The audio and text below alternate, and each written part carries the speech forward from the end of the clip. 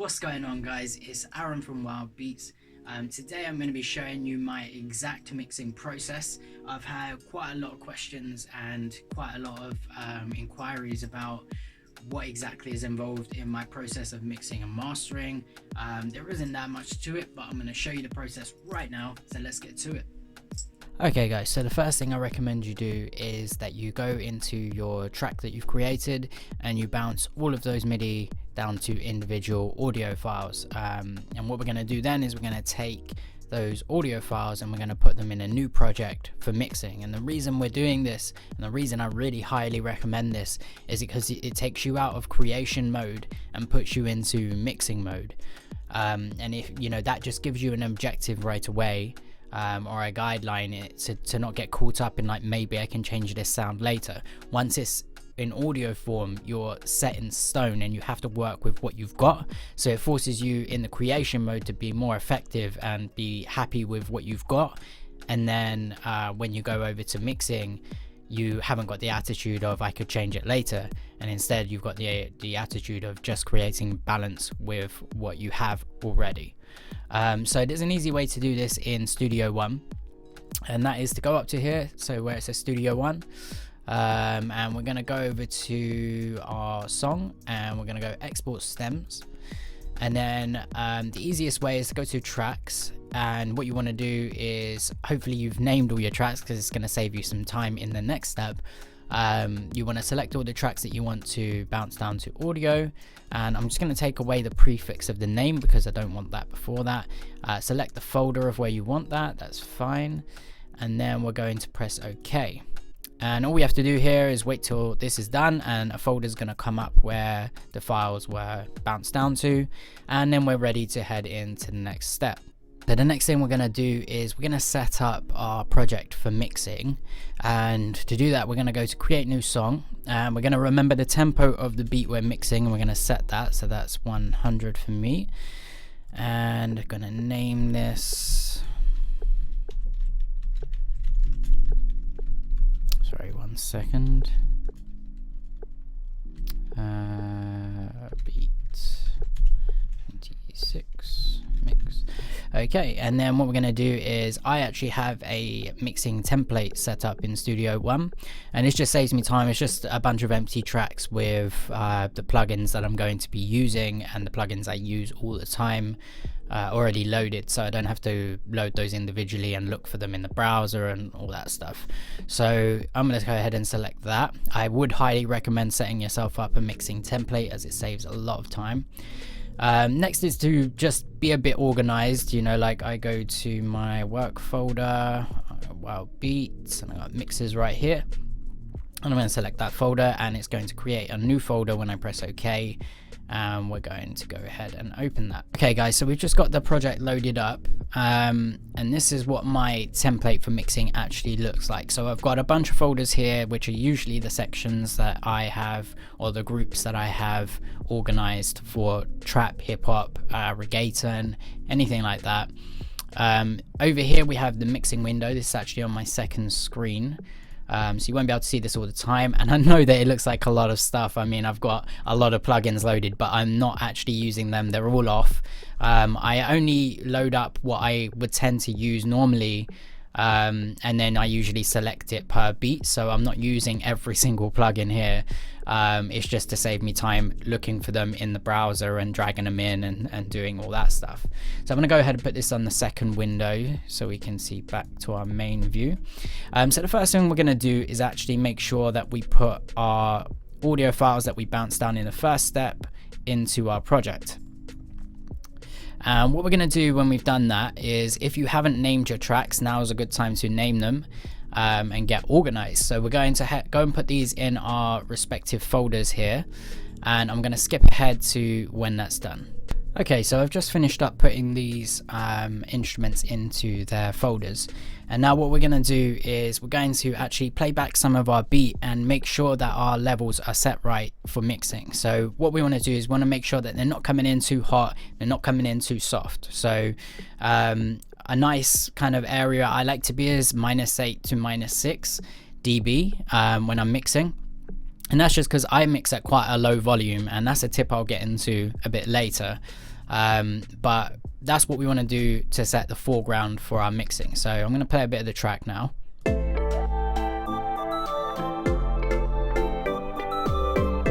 And so if we look over here,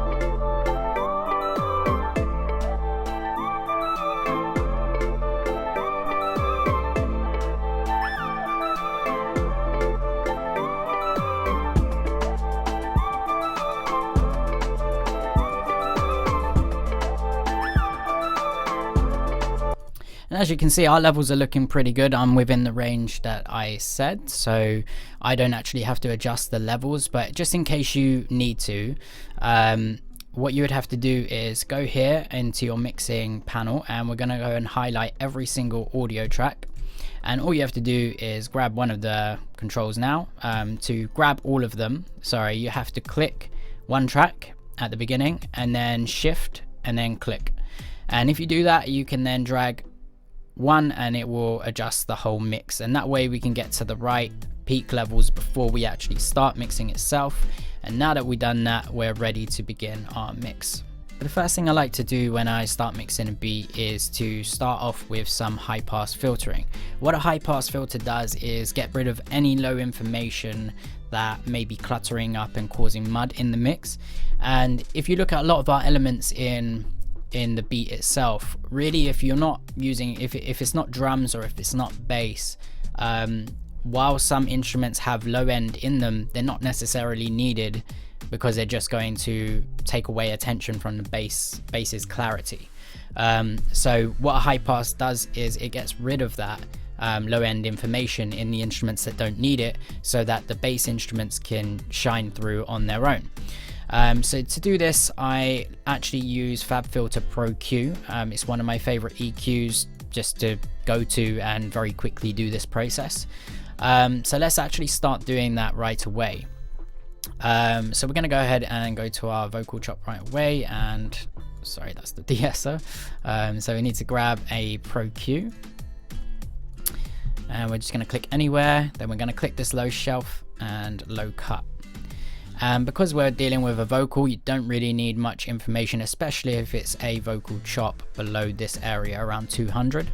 So I'm going to go ahead and cut off at 200, and then we're going to go to the drums. And you may think, why would I apply a high pass filter to the drums if they've got bass information that's valid? The reason is because we don't apply it all the way to 200, but there is some low information we don't want in the drums, and that's around 24 or so. And I know that's not going to make the biggest difference in the world of what we can hear, but trust me, on the right speakers, it's going to make a difference that you clean up this information. So then we do the same thing on the bass as well, and I'm just going to cut off about 23 hertz, and we're going to go to the flutes. And I guess I'll quickly just demo this if I solo the flutes. So if you look where the information actually is when we're playing this, you can see why this information isn't needed down here. But yet you can see that if you look just below, there is actually some information going on. And when that's going on across all instruments, that's going to cause a lot of clutter. So we go ahead and apply our low pass filters accordingly to get rid of that.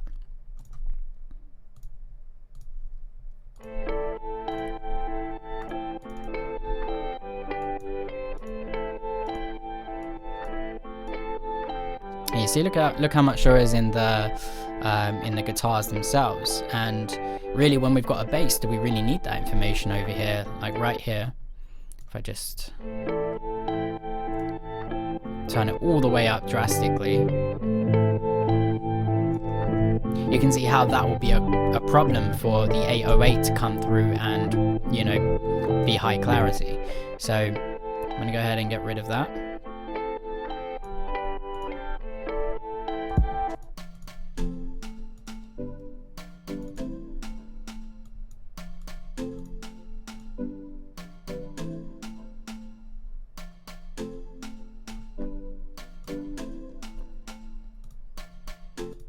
And oftentimes, guys, I forget this track's even here, the effects thing, because obviously we don't have constant effects in our music, but sometimes I forget to actually low pass this and high pass this, sorry. Don't make that mistake. Make sure you high pass this as well. But of course, there could be some effects that have sub information here, so you don't want to go that high, but just get rid of the really low end that you don't need, about somewhere around there. But don't forget the FX track. Right, okay, so that gave us a general clear up of the actual thing itself, the beat itself. Next, we want to actually go through and actually balance everything out, and this is not by compression, not by EQ, no effects. This is just by adjusting faders, and that is the most important thing first of all to do, is to get a good balance with faders. You should never apply EQ or compression unless you have reason. Good way to get a good balance in the mix right away, only using faders, is to load up a instance of FabFilter Pro Q or any kind of frequency analyzer onto the master bus.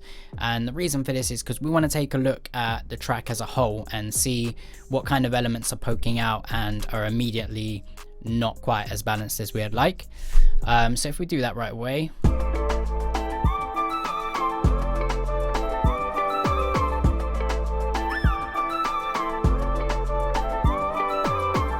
so we can see from playing back around the 1K range around here, there's something poking out.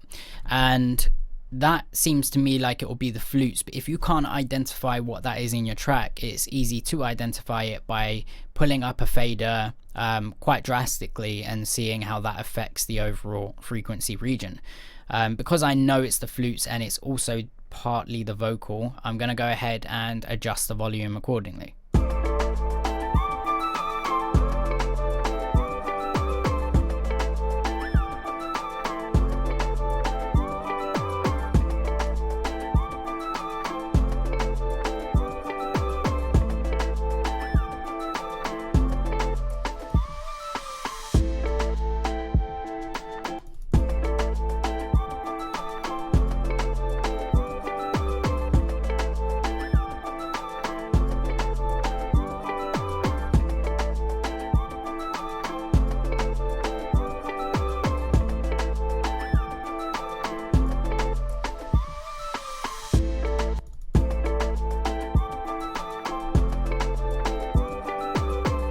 Okay, so now I'm going to add, I actually had the background vocals muted just so I could actually focus on the flute. Now I'm going to add the vocals back in and we're going to watch that region.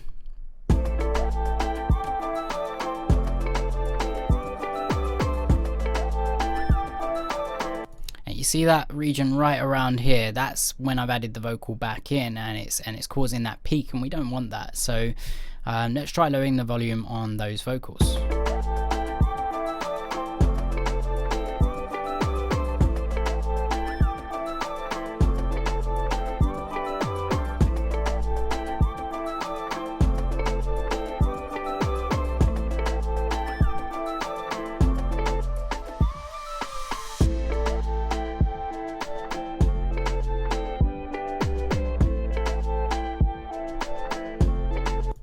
And so right about there, we immediately get a more balanced tonal region from that region.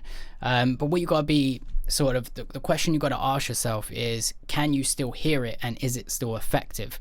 Because sometimes you can lower it too much according to a frequency and you lose the life of the beat, and you don't want that. So you have to ask yourself that question, and if it loses its life, what it means is that there is a reason to do EQ, and if you can't correct it with EQ, then it's a reason to do compression. And the only reason you should ever EQ or compress something is if you have that reason. So if you can't correct it with faders, you move on to a further type of processing. For me, this seems to have corrected the issue quite a lot from where I was. It was peaking somewhere quite high, and now it's not.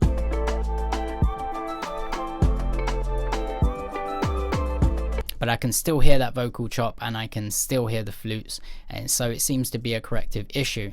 Now we have to look at what other elements are maybe not as balanced as we'd like.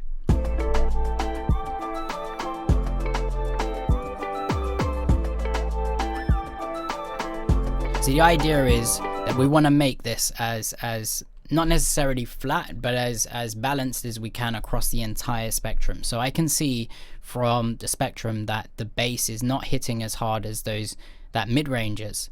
If we look,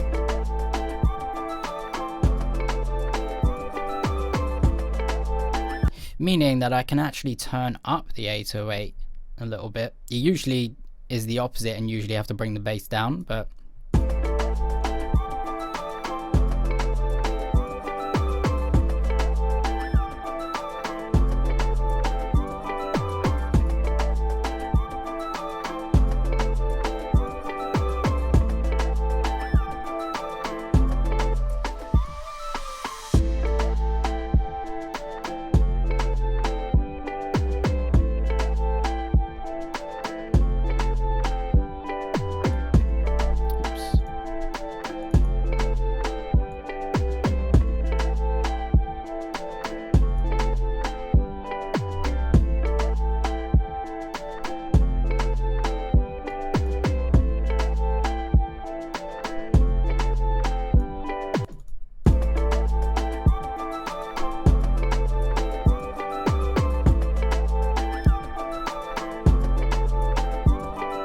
see overall we've got a more balanced, the bass is now more balanced with the mid-range. Now we have to look at the other elements in between and try to get those matching the bass and the mid-range.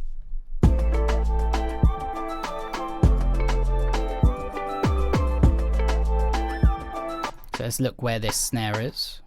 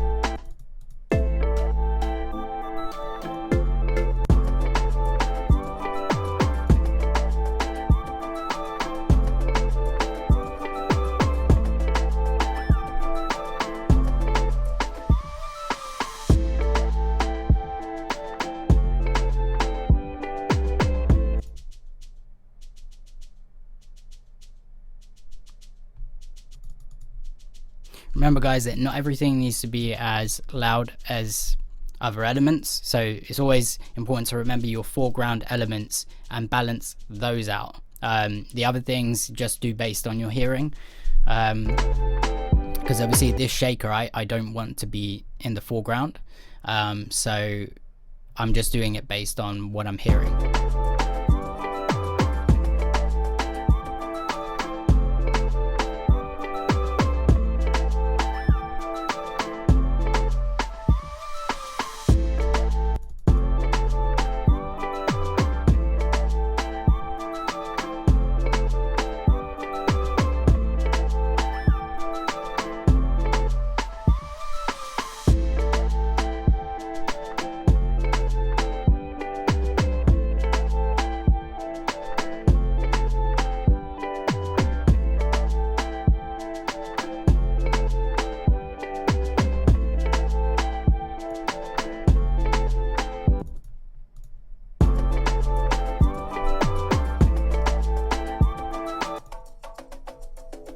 So here we've got a perk loop.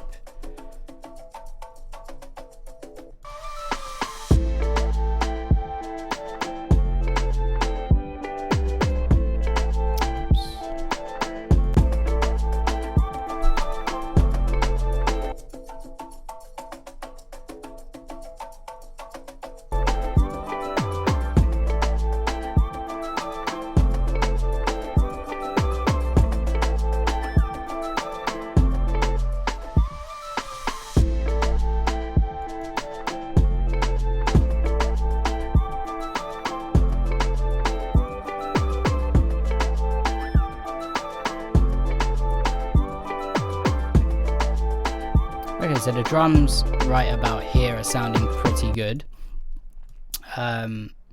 Next, we're just going to go ahead and check the guitars and everything else.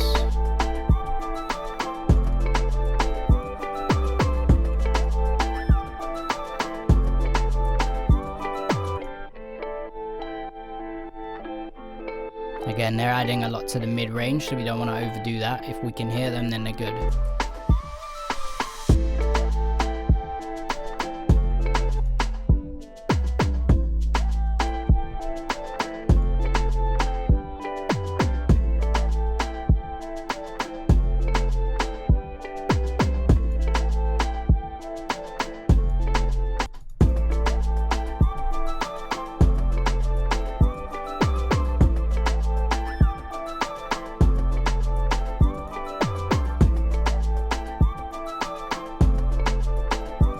You see how those guitars now lost the life of the track, so we've lowered it too much.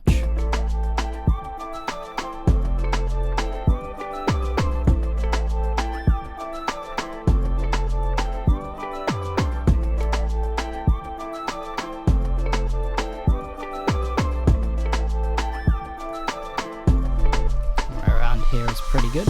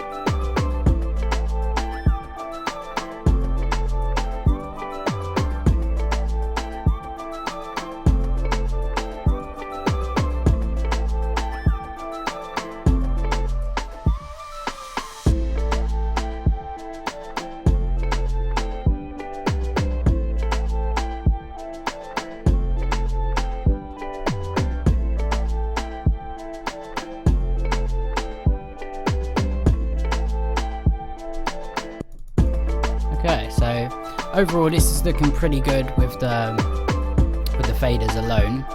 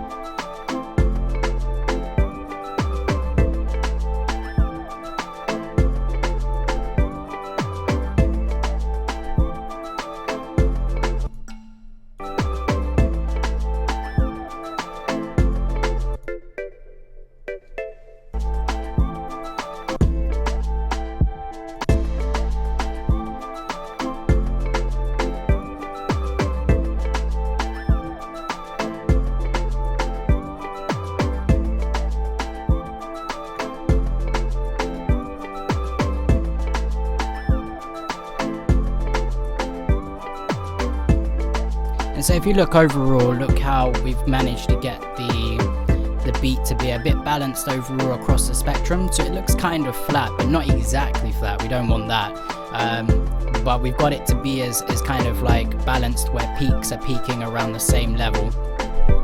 And that's kind of what we want from the faders. Then we have to look at the elements and see what kind of, you know, if there isn't anything agreeing at this point, it means that we need further processing. So that would mean EQ first, and if you can't correct it with EQ, then you would need compression. Based on what I got in the beat, I'm not actually going to use any compression or EQ, and to be honest, I prefer if you can get there just from faders. That means that your beat is going to sound like it has more dynamics and more life, because obviously the more compression you use, the more flat something sounds, and we don't want that. So if there's nothing, you know, really causing a problem, then, you know, and if you're using high quality source material to make your beats, there usually won't be something that causes too much of an issue. And if there isn't, then we can move straight ahead into the next processes past that. Okay, because we don't need any compression or EQ or any kind of processing on the beat itself, with this beat in particular, what I do is I go straight to the mastering chain and I start using subtle processes all to work together to bring the beat to life and to the loudness required for streaming. So the first thing I usually go to is SSL comp by Waves. And what I would do is I would avoid doing the habit of going load and just pressing a mastering preset, and try to understand how this actually works, because mastering is a thing where you really don't want to over process your beats or your songs, because if you do it, then you're going to suck the life out of the song.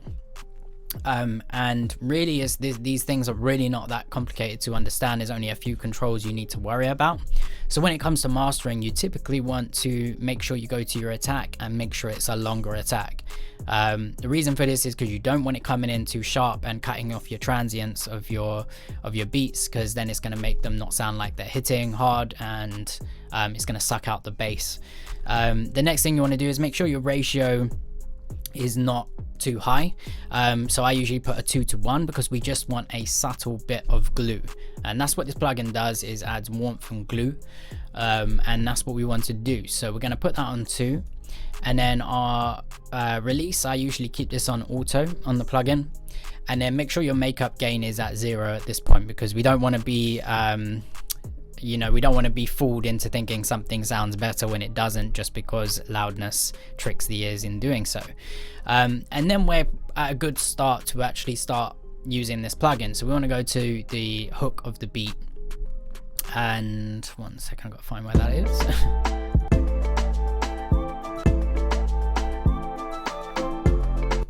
Okay, and then what we want to do is roll this all the way back.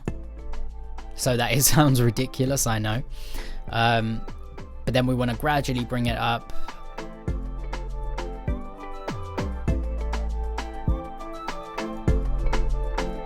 and we're looking for the needle to just touch and stay in rhythm with the beat.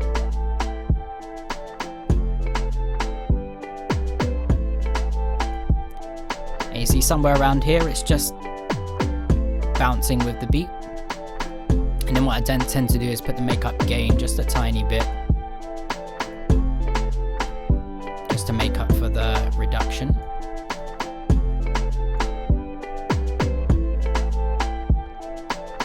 So what I would recommend here is playing around with the attack and getting the right setting between 3, 10 and 30. I usually go for 10. On some beats that are a bit harder, you can get away with 3. But obviously if you adjust that, you're going to have to adjust the threshold again, because it will, if the attack is at 3, you're going to see the meter is too high.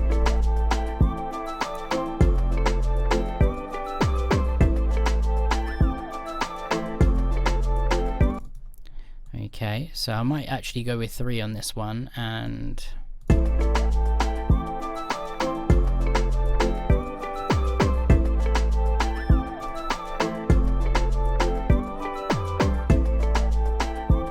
okay, so we just want that subtle effect, and like I said, it just adds a bit of glue to the whole sound. Next I move on to Waves, I think it's a Pug Tech Tech. I'm not really sure how you say it, but this plugin is really good for adding some high-end sheen or some low-end boost if you need it. And remember to always refer to your analyzer of choice to make sure you're not overdoing this stuff. But I tend to do this by ear, and then I look at the analyzer after the effects are applied, and then I readjust as needed. So let's take a listen. So I usually use the 16 kilohertz band, or I use the 12 for the high end. And what I'm going to do is I'm just going to boost this all the way up.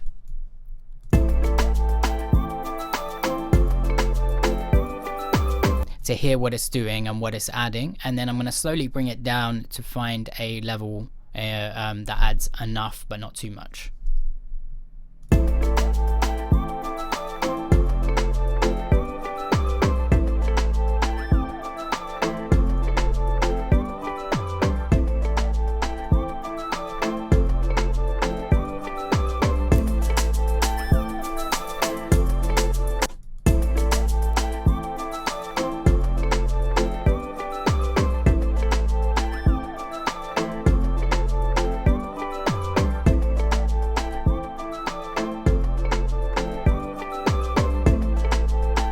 And hopefully if you're using a good pair of headphones or speakers, you can hear how that adds a bit of life to the high end and brings that overall sheen to life. Next, what I do is I go to Kramer Tape from Waves again. I use a lot of Wave plugins. So this is really good for, again, adding additional glue and warmth to the track. So what I tend to do is, I know there's a lot of controls on here, but you don't really need to worry about a majority of them. First, I just start with the record level.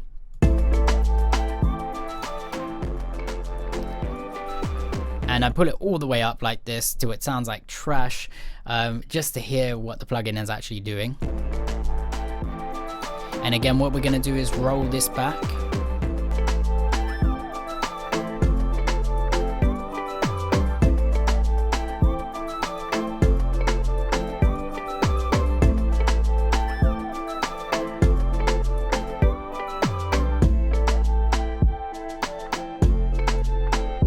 Somewhere about there. And then the next control we're going to worry about is the flux, and we're going to pull that all the way up. Again, we can hear what it's doing, and then we're going to roll it back.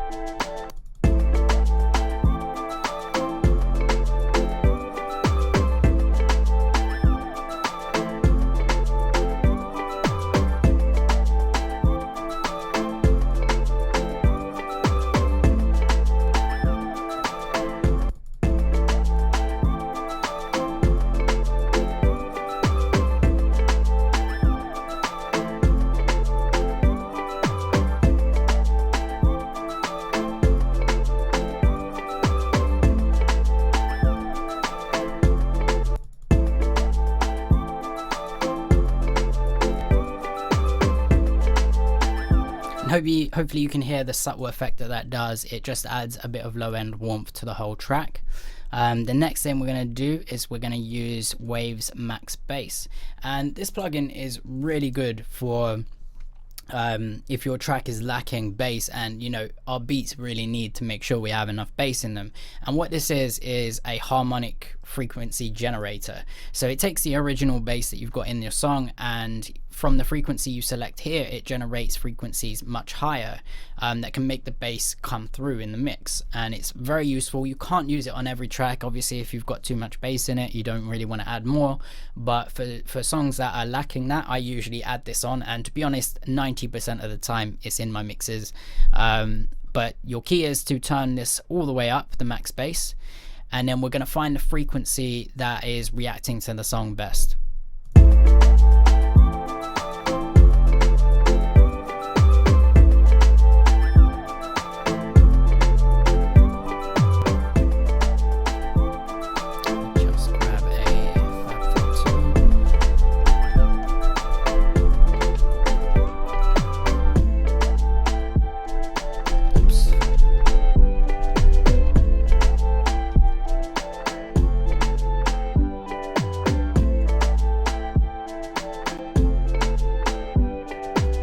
You can actually use an analyzer like this to actually see where the bass is actually reacting,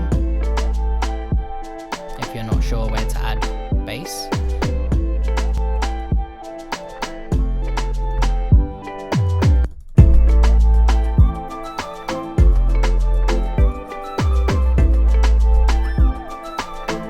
So here we can hear the sub bass really hitting.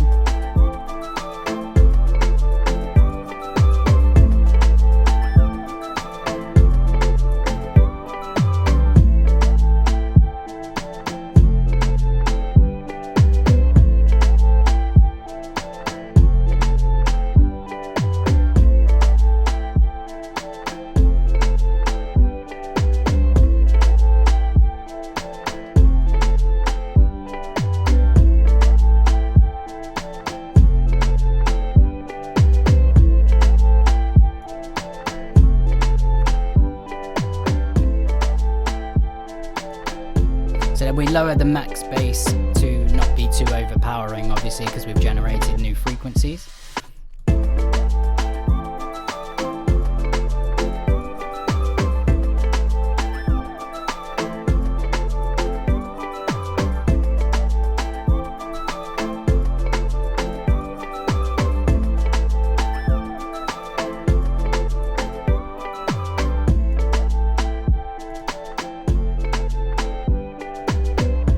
If you press this max bass button right here,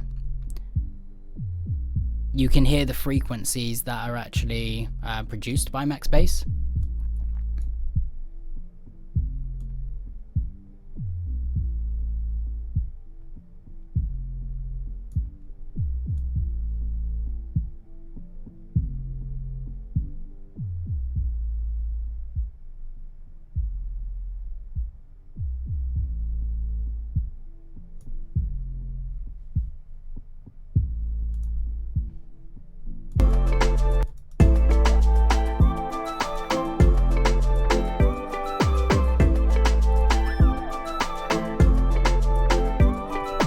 So the next thing I use is what is considered a magic plugin, which is called Oxford Inflator.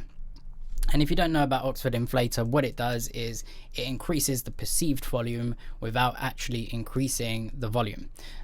It sounds like a joke or a trick, but it's not. I would definitely select a band split if you're working with hip hop and stuff. Then what we want to do is literally just drag up the effect, and then watch how it actually just increases the perceived volume.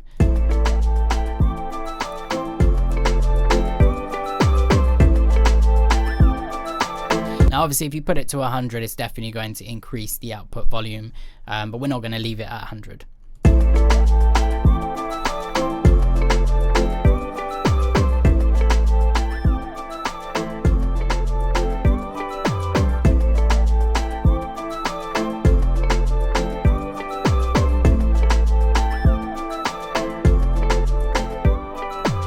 Okay, so when you've actually decided on the amount of the effect, what I would do is roll back the output by about 1 dB or so, just to make sure that you're making up for the gain that you would be achieving by using the effect.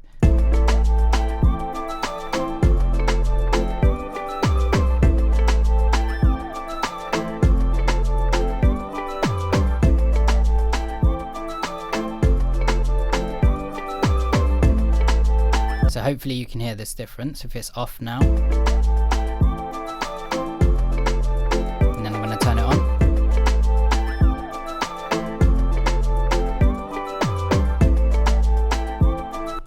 Okay, and then the next thing I use is Waves Center, and Wave Center is basically a stereo image plugin which can enhance your width of your track. And in mastering, you always want to make sure that your tracks are sounding wide and big.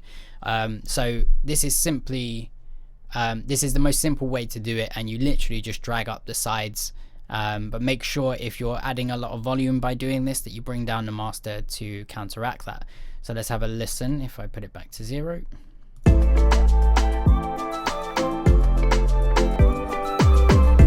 at 6, that's the max, and you can hear how much width that's actually adding to the track.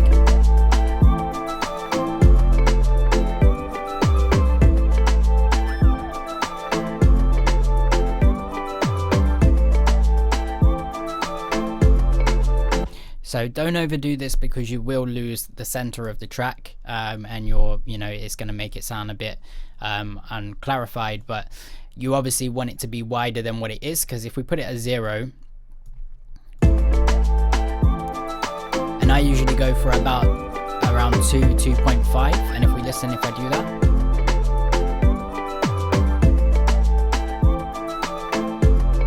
somewhere around here, sounding pretty good.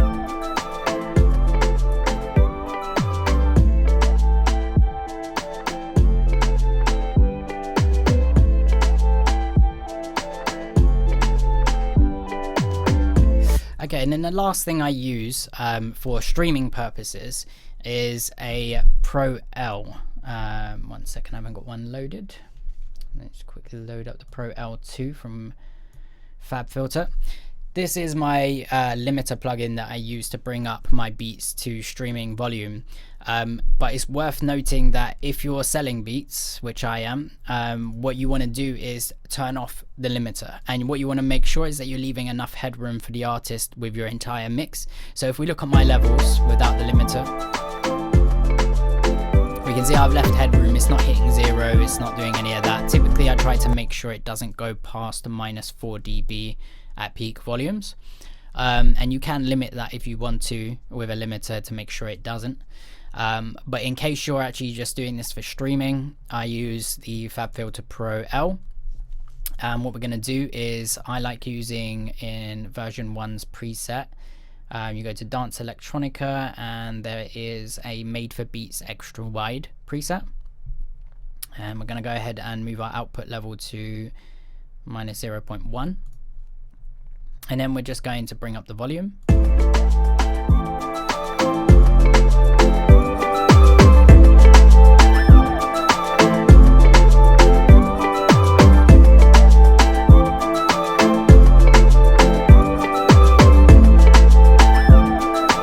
So what you want to make sure is you're not getting too much gain constantly, gain reduction, sorry, constantly on your gain reduction meter, and you don't want to. You want to make sure at maximum this does not go past -6 dB, because you're going to start ending up with a really flat track if you do. What you want to aim for is your RMS levels. If you look over here, you want to aim from -12 to -9 dB in RMS levels to be at good volume for commercial. And we can see mine is actually doing that.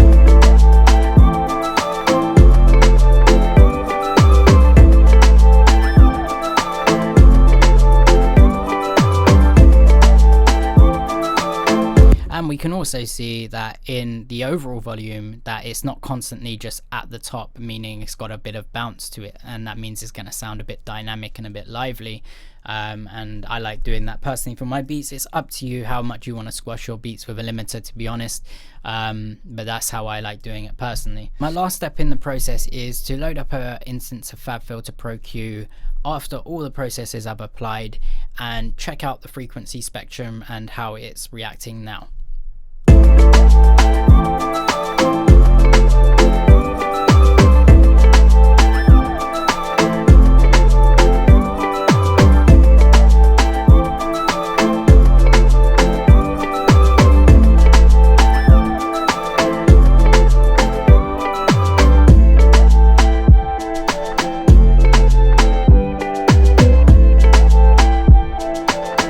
from this information we can check any last adjustments we need to make to the beat. This can mean going back and changing faders. This can mean changing some of the processing we've got on the master fader, or individual processing. You know, you could do some final compression or anything like that at last minute if there's something that's not quite balanced enough. So let's have one more listen.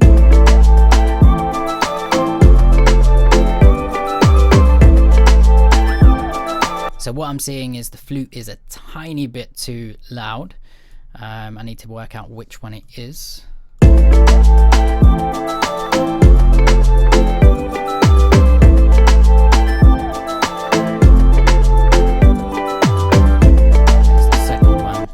So it's this one.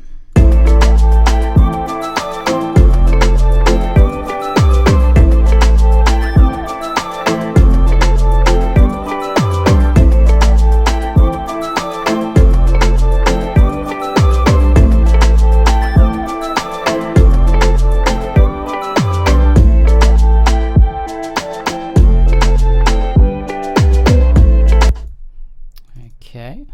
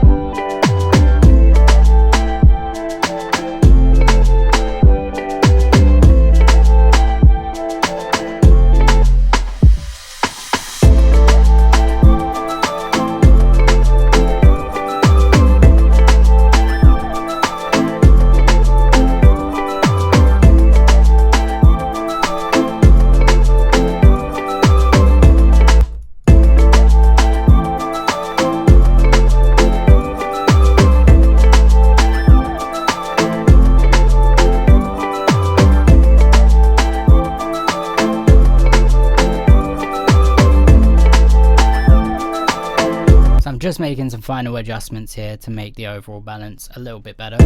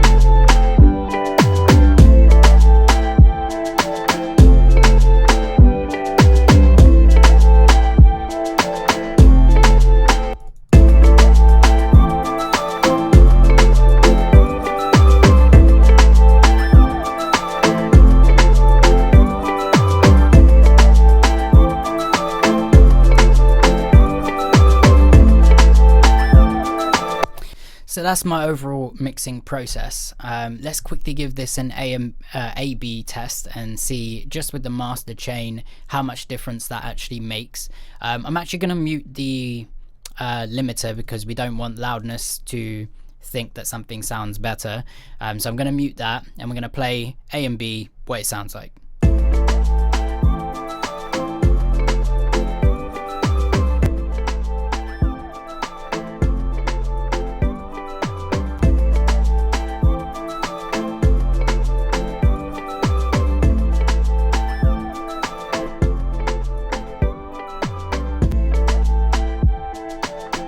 Have it, guys. That's my exact process for mixing and mastering beats.